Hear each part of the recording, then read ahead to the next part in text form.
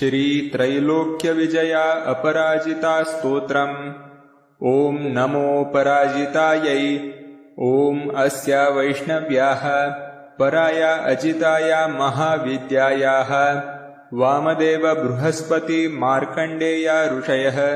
गायत्रुष्णि गनुष्टु बृहति छन्दांसि लक्ष्मी नृसिंहो देवता। ॐ क्लीं श्रीं ह्रीं बीजं हुं शक्तिः सकलकामनासिद्ध्यर्थम्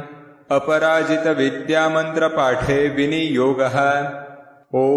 नीलोत्पलदलश्यामां भुजङ्गाभरणान्वितां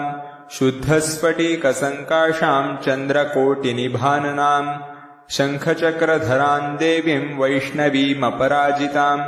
बालेन्दुशेखरां देवीं वरदाभयदायिनीं नमस्कृत्य पपाठैनां मार्कण्डेयो महातपाः। मार्कण्डेय उवाच शृणुष्वं मुनयः सर्वे सर्वकामार्थसिद्धिदाम्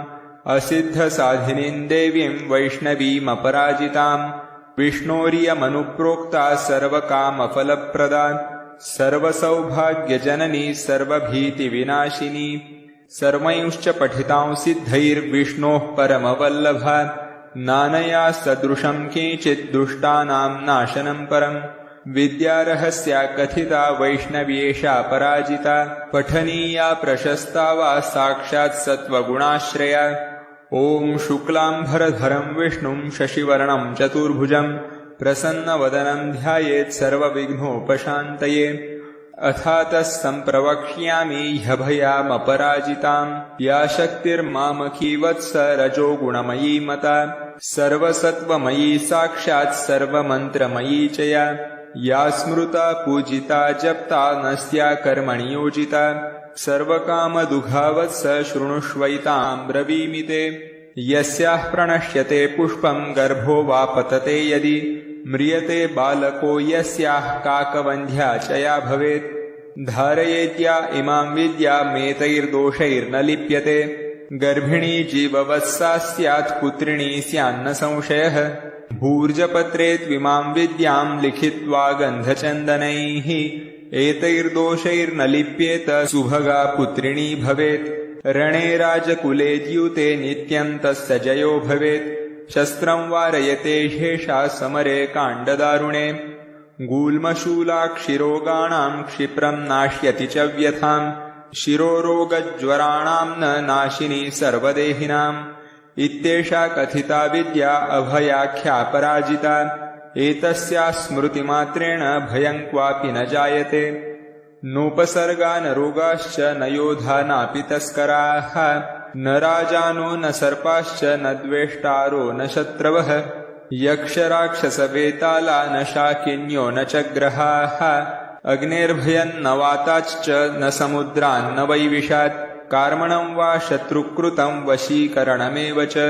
उच्चाटनं स्तम्भनं च विद्वेषणमथापि वा न किञ्चित् प्रभवेत्तत्र यत्रैषा वर्तते भया पठेद्वा यदि वा चित्रे पुस्तके वा मुखेऽथवा हृदि वा द्वारदेशे वा वर्तते ह्यभयः पुमान् हृदये विन्यसेदेतां ध्यायेद्देवीं चतुर्भुजां रक्तमाल्यां भरधरां पद्मरागसमप्रभां पाशाङ्कुशाभयवरैरलङ्कृतसुविग्रहां साधकेभ्यः प्रयच्छन्तीं मन्त्रवर्णामृतान्यपि नातः परतरं किञ्चिद्वशीकरणमनुत्तमम् रक्षणं पावनं चापि नात्र कार्या विचारणा प्रातः कुमारिकाः पूज्याः हाय्यैराभरणैरपि तदिदं वाचनीयं स्यात् तत्प्रिया प्रीयते तु माम्। ॐ अथातः सम्प्रवक्ष्यामि विद्यामपि महाबलां सर्वदुष्टप्रशमनीं सर्वशत्रुक्षयङ्करीं दारिद्र्यदुःखशमनीं दौर्भाग्यव्याधिनाशिनीं भूतप्रेतपिशाचानां यक्षगन्धर्वराक्षसां डाकिनी शाकिनी स्कन्द कूष्माण्डानां च नाशिनीं महारौद्रीं महाशक्तिं सद्यः प्रत्ययकारिणीं गोपनीयं प्रयत्नेन सर्वस्वं पार्वतीपतेः तामहं ते प्रवक्ष्यामि सावधानमना शृणु एकाह्निकं द्व्यह्निकं च चातुर्थिकार्धमासिकं द्वैमासिकं त्रैमासिकं तथा चातुर्मासिकं पैञ्चमासिकं षाड्मासिकं वातिकपैत्तिकज्वरं श्लैष्पिकं सात्रिपातिकं तथैव सततज्वरं मौहूर्तिकं पत्तिकं शीतज्वरविषमज्वरं द्व्यह्निकं त्र्यह्निकं चैव ज्वरमेकाह्निकं तथा क्षिप्रं नाशयते नित्यं स्मरणादपराजिता यत एवागतं पापं तत्रैव प्रतिगच्छतु अमोघैषा महाविद्या वैष्णवी चापराजिता स्वयं विष्णुप्रणीता च सिद्धेयं पाठतः सदा एषा महाबला नाम कथिता ते पराजिता नानया सदृशी रक्षा त्रिषु लोकेषु विद्यते तमोगुणमयी साक्षद्रौद्री शक्तिरियं मता कुरुतान्तोऽपि यतो भीतः पादमूले व्यवस्थितः मूलाधारे न्यसेदेतां रात्रावेनै च संस्मरेत् नीलजीमुतसङ्काशां तडित्कपिलकेशिकाम् उद्यदादित्यसङ्काशां नेत्रत्रयविराजिताम् शक्तिं त्रिशूलंशङ्खै च पानपात्रं च बिभ्रतीं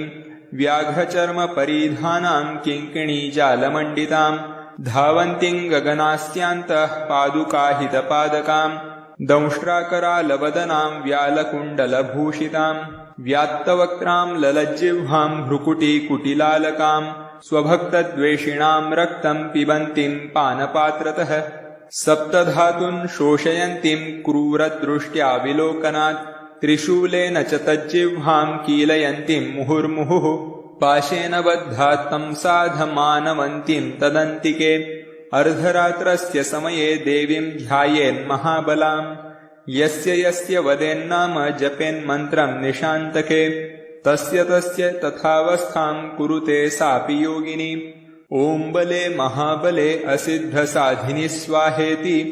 अमोघां पठति सिद्धां श्रीवैष्णवीं दुःस्वप्ने दुरारिष्टे च दुर्निमित्ते तथैव च व्यवहारे भवेत् सिद्धिः पठेद्विघ्नोपशान्तये यदत्र पाठे जगदम्बिके मया विसर्गबिन्द्वक्षरहीनमीडतम् तदस्तु सम्पूर्णतमं प्रयान्तु मे सङ्कल्पसिद्धिस्तु तदैव जायताम् तव तत्त्वं न जानामि कीदृश्यसि महेश्वरि यादृश्यसि महादेवी तादृश्यायै नमो नमः इति अपराजिता स्तोत्रं सम्पूर्णम्।